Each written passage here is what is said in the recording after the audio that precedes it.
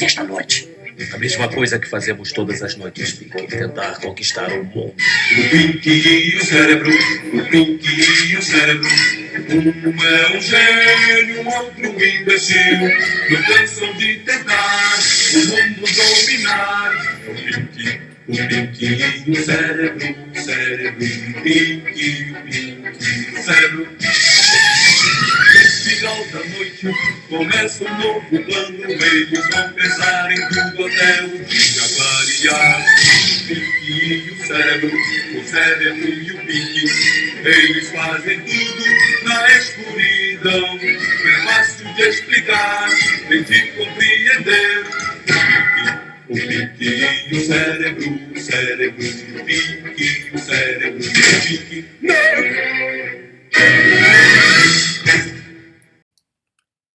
Com esses diálogos que estão sendo divulgados pelo Intercept, especialmente as conversas entre Sérgio Moro e o Dallangol, trazem a lembrança de um desenho antigo, o Pink e o Cérebro.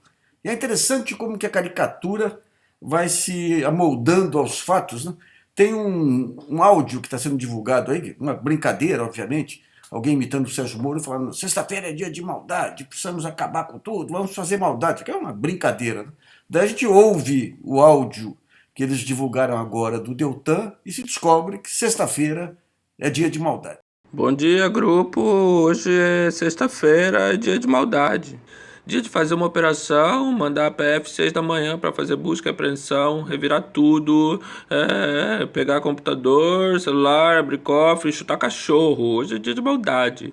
É dia de prender executivo, fechar delação premiada, é dia de vazar áudio para o Jornal Nacional, é dia de louvar o ministro Fux, dia de pedir afastamento de promotora, é dia de maldade. Hoje é sexta-feira, é dia de dar entrevista dizendo que nunca vai virar político, é dia de chamar o MBL de tonto, dia de ridicularizar o showzinho da defesa. Hoje é dia de maldade.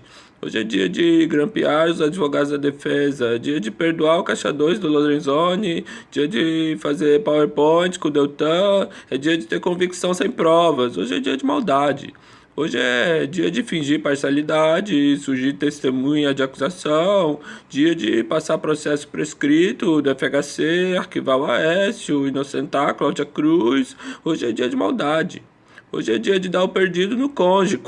Dia de impedir entrevista do Lula, juntar os incendiários e orar contra o Haddad. Dia de maldade.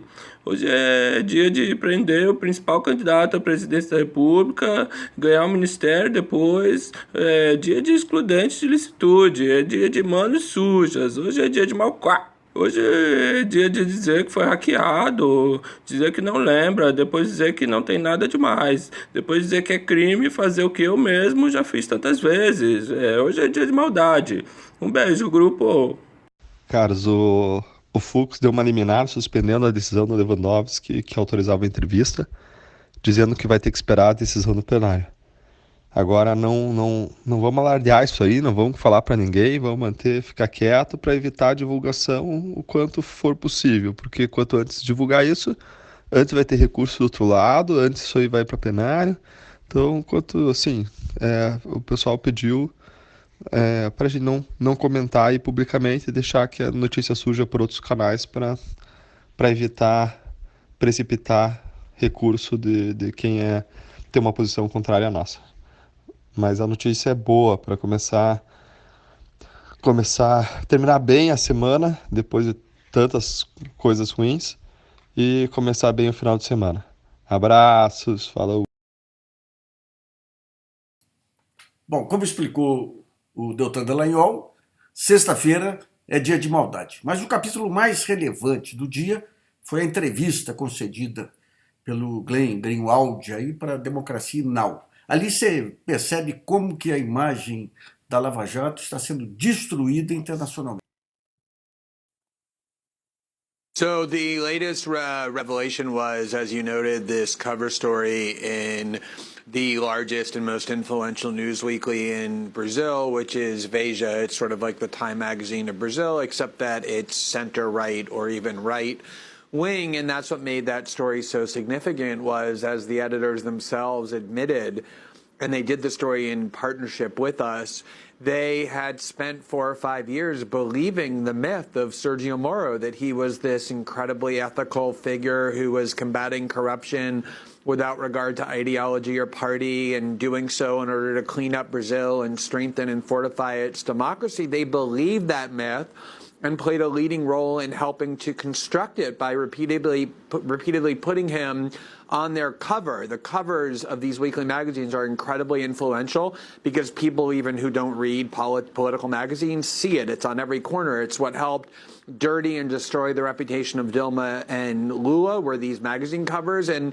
they did the opposite to Sergio Moro. They built him into this myth. And so these editors, when we began working with them on this archive, and they began reading what we've been reading over the last 6 weeks or 7 weeks since we got this material, were not just shocked, but really angered. They were betrayed that this person that they had really thought was this ethical, clean judge committed to principles of democracy was in fact not just on occasion, not just in sporadic and isolated episodes, but continuously corrupt in how he was conducting himself and abusing his power as a judge. And I think that's the most important thing to realize, is it's not just Lula's case, it's the entire operation of Lava Jato, of car wash, that put so many people, dozens of people in jail, was fundamentally corrupted because the whole time in secret, the judge who was presiding over the case, who's now the most powerful person in Brazil, even more powerful than the president,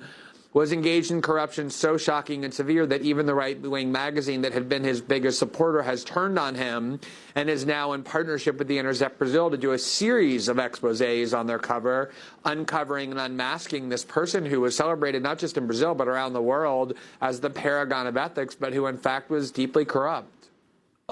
Bom, jornalisticamente, ganha de uma competência a toda prova aí. Ele tem uma característica que o Brizola tinha também, que é o seguinte: ele só coloca vírgula nas frases, ele não coloca ponto. Então não pode ser interrompido. Ele vai esticando, você não pode interromper, não pode editar, que é o que o Brizola fazia quando dava entrevistas à imprensa.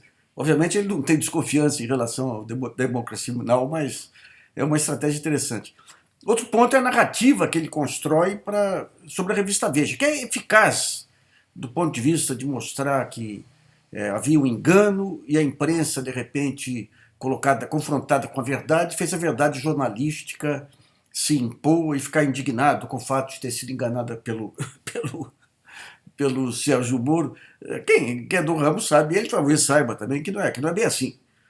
A revista Veja, ela foi, durante anos e anos aí, ela foi parceira de Carlinhos Cachoeira, foi responsável pelos maiores fake news da mídia. O que ocorre hoje é que quando você pensa numa publicação americana, tem sempre a continuidade, a história, não tem as rupturas. E o que faltou contar, e não era o caso também de contar aí, é que a Veja passou por um processo de ruptura, né? A quebra da Abril, a compra por um novo dono aí, a tentativa de recuperar um mínimo de credibilidade, né? Então não é bem essa questão, eu vi a luz, aí a partir de agora sou a favor do bem e da verdade. Sure. So it's been this kind of cat and mouse game. Sergio Moro first went to the Senate. I then went to the Congress and testified for 6.5 hours. He then went to the Congress, that same committee, and testified for 7 hours. And I'm now going to the Senate committee on Thursday, where I'll likely testify for many hours in the wake of his testimony. And while he was there, that day, news had broken that the federal police, which is under the command of Sergio Moro as Justice Minister, very similar to how the FBI is under the command of the Attorney General, has initiated an investigation into my finances. There's a division of the Brazilian government called COFI, which is designed to detect and monitor the movements of money of politicians and their families to see if there's bribery going on or the like. And since my husband is a member of Congress, I fall under the purview of that agency, and the federal police, commanded by Sergio Moro, has asked for all the reports of my financial activities. Coincidentally, after living in 15 years in Brazil, suddenly as I'm doing this reporting, and so that hearing that he was at before Congress is very tense for a lot of reasons. The Veja article had just come out, but also people were indignant that he's so blatantly abusing the police power to retaliate against me for the crime, in his mind, of reporting on his corruption. And after 7 hours of testimony, it was scheduled to go another 2 or 3 hours. a member of the opposition declared him to be a thief judge, a judge who's a thief, and the members of Bolsonaro's party, being the authoritarians and fascists that they are, tried physically attacking that member of Congress, and they came very close to a physical confrontation, and the judge or the minister, Moro, had to be rushed out in order to protect his own security. That's how intense the outburst was, and it kind of gives you a sense for what the climate here in Brazil is as a result of the reporting that we're doing. And Glenn, the potential... Bom, o Glenn ele tem uma capacidade jornalística aí de sintetizar em poucas palavras, são muitas palavras, mas pouco tempo, uma situação complexa. A maneira como ele relata assim, é de uma objetividade clássica e muito, muito bem feita ainda. E o que está acontecendo com a edição das imagens e tudo isso que está sendo revelado, que eles não está se inventando nada, estão se juntando as informações e consolidando. Isso aí está produzindo internacionalmente, aí, arrebentando a imagem do Sérgio Moro e da Lava Jato de uma maneira geral, mas arrebentando. Depois... So obviously the imprisonment of Lula was incredibly controversial, both because he was leading the presidential polls by 20 to 25 points, 15 points, at the time that he was convicted by Judge Moro and rendered ineligible when an appellate court with strange speed affirmed that conviction, which is what led to Bolsonaro's victory in the first place. So the question now becomes, there's pending cases that Lula has brought alleging that his process is unjust.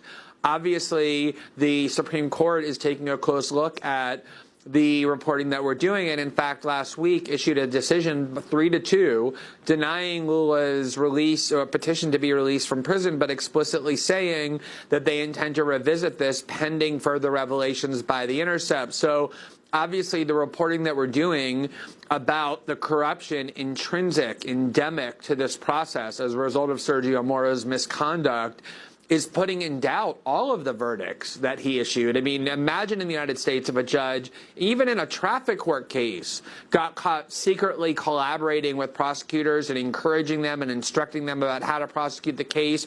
Of course, it would be unimaginable that that judge would continue in office or their verdicts would be upheld. That's the same situation that Brazil now faces. The problem is it's causing a political earthquake because the cases where Judge Moro was corrupt had such profound consequences for Brazil and for even for politics internationally, that to now have to confront the reality that it was all the byproduct of a corrupt process is really, really cataclysmic. O que se tem no bojo de todo esse dossiê, de todos os abusos anteriores, aí você tem a justiça brasileira hoje colocada sob suspeição no mundo inteiro.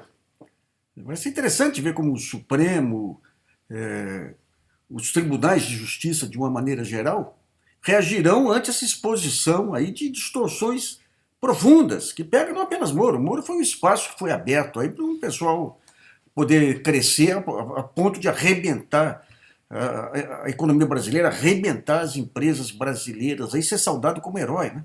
Mas o que está em jogo aí, que vai ser questionado cada vez mais pelos juristas internacionais, pelos fóruns internacionais, é a suprema deturpação do poder judiciário do país. One of the things that people outside Brazil don't realize is that Jair Bolsonaro and his far-right movement is not quite like, say, the right-wing movement that brought Trump into office or that has ushered in this new extremist right in Western Europe, which tends to focus more on fear-mongering and demonization over Muslims and immigrants. A big part of Jair Bolsonaro's movement has been demonizing and stigmatizing LGBTs, claiming that we are pedophiles who want to convert people's children, really stimulating huge, intense levels of hatred. The only LGBT member of Congress prior to 2018 fled the country in under really, really serious and specific death threats. My husband then took his place. Ironically, he was next in line in the election and is also, of course, openly gay. And the threats we've been getting are not the kind of death threats that you get when you're a public official every day. People just write you a quick note on the internet saying, I hope you die or you deserve to be killed.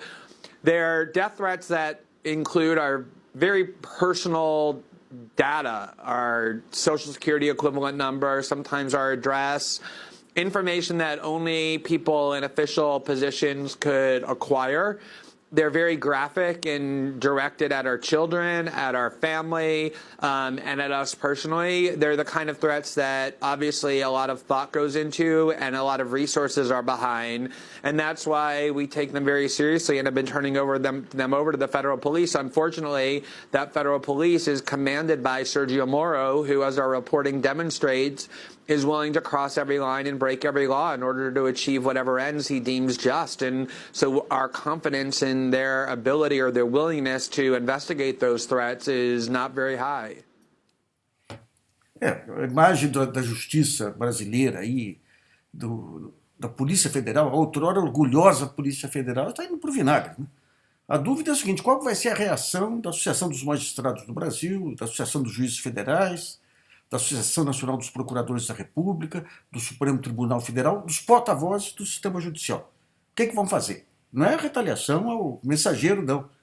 Em relação a essa situação dantesca, caótica e revelada pelas matérias e pelos vazamentos revelados. Well, Glenn, we wish you all safety and security. Do you think this price is worth it, the work that you're doing? Yeah, absolutely. I mean, when you go into journalism, this is the kind of thing you do. Journalists all over the world are covering wars. They're killed covering wars. There are journalists who work without the visibility that I have, uncovering corruption by police forces in small towns and are threatened or even killed.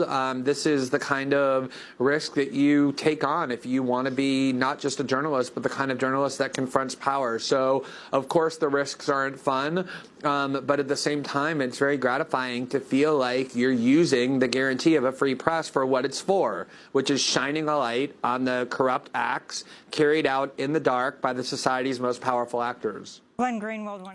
É curioso que, nesse momento, a imprensa tenta recuperar a aura, os valores, aquele ar romântico dos que investigam o poder, dos que investem contra os abusos, dos que defendem os valores civilizatórios, até para estimular a rapaziada que está chegando aí, né? E nesse período todo aí, a ABRAGE, a Associação Brasileira dos Jornalistas Investigativos, aí, nesse período todo endossou todas as arbitrariedades da Lava Jato. Eu participei desse evento lá em Tiradentes com representantes da ABRAGE, consideravam que a cobertura era perfeita, não tinha o que fazer, meros divulgadores de releases da Lava Jato, né? Então agora você tem que recuperar a aura. E de onde que vem o exemplo? De um jornalista americano de reputação internacional. Ou seja, esse pessoal todo que trazia dos Estados Unidos aquela parte mais superficial, o Moro, poço de ignorância, aí, Bolsonaro mais ainda, aquela parte mais superficial, mais arrogante, eles não atentaram para um fator extraordinário nos Estados Unidos, que são esses ventos de liberdade e essas pessoas que assumem um compromisso com as suas ideias e com o exercício do jornalismo. Então esperamos agora que todas essas associações aí de magistrados, de procuradores, se espelhem também no exemplo americano. Com todos os abusos que são cometidos lá, você tem os três poderes, você tem o judiciário como um agente moderador dos gestos autoritários aí do executivo, tem o Ministério Público que incorre, atualmente numa fase terrível lá de incorrer em abusos, tudo aí, mas digamos que com todos os vícios que pode haver na sociedade americana, que importem para o Brasil, faça uma importação de qualidade desses valores que ainda permeiam a imprensa americana. E é curioso esse processo de desmoralização da Polícia Federal, né? Hoje o responsável pela Polícia Federal do Paraná descartou qualquer perícia nos celulares porque não viu indícios de crime. Se for pensar friamente, legalmente, dentro das regras legais, realmente não tem motivo para tal. Até agora se tem um baita de um problema ético, problema que pode levar à anulação da Lava Jato, mas não tem o crime. Mas nesse universo que a Lava Jato criou, de ampla rigor absoluto com qualquer coisa, pelos critérios da Lava Jato, se fosse um adversário, você estaria fazendo a perícia. E um outro ponto relevante são as pessoas que sobem, que se transformam em nova elite aí a partir da Lava Jato. Luciano Hang. Acabei de publicar agora no GGN. Luciano Hang foi condenado em 2009 a 10 anos de prisão por lavagem de dinheiro e sonegação, ou seja, um empresário que se fez iludindo o fisco e enganando os concorrentes. Hoje é uma pessoa pública nacional que aparece abraçado com Sérgio Moro e passa a ser aí o grande propagador do Sérgio Moro. Esse é o pessoal que a Lava Jato trouxe para o poder. Pessoal, estou aqui no evento da XP em São Paulo e o primeiro palestrante, olha só, o juiz Sérgio Moro, para mim, o grande herói desse país. Eu acho que o Brasil começa a andar nos trilhos, a economia vai andar, a reforma da Previdência, tudo que tem para fazer do Brasil cada vez um país melhor. Eu confio que o Brasil, nos próximos anos, vai se tornar uma grande nação. Juiz, muito obrigado. É um prazer muito grande de conhecer pessoalmente. Tá? A gente já se conhecia, né? Mas assim, reencontrá-lo aqui. Obrigado, hein? Tá bom. Continue firme pelo Brasil, tá? Seguimos adiante. Os brasileiros são teus fãs, ando pelo Brasil todo e todo mundo te ama, tá? Graças pelo apoio. É o recado que eu tenho aí dos brasileiros para você, tá? Um abraço para todos. Obrigado.